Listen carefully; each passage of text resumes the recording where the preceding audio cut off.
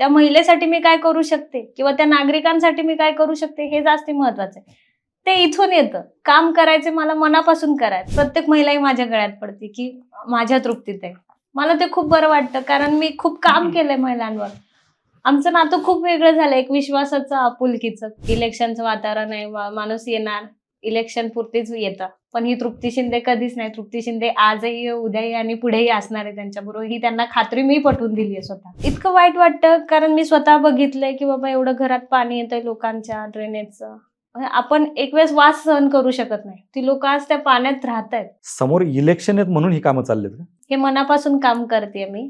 Election आहे म्हणून मी काम करत नाहीये. हे सातत्याने करत आली आहे, करत राहणार पण आहे. की मला या लोकांच्या समस्या सोडवण्यात मला जेवढा आनंद आहे ना, तेवढं पद घेण्यात मला आनंद नाही. प्रभाग क्रमांक 11 मध्ये जवळजवळ 118 बचत गट आहेत. काय अपेक्षा आहेत बरं लोकांच्या? फक्त सुतारदऱ्यात लोकांना 20 मिनिटं फक्त पाणी येतं. 20 मिनिटात लोक किती काम करणार? की बाबा पाणी भरणार, कामाला जाणार आणि पाण्याचं टायमिंग पण पहाटे 4. माणूस उठणार किती, कामं करणार किती आणि कामाला जाणार किती? फक्त मला संधी भेटू दे, मी नक्कीच त्या पाण्याचा प्रॉब्लेम नक्कीच सॉल्व्ह करणार, हे मनापासून सांगते.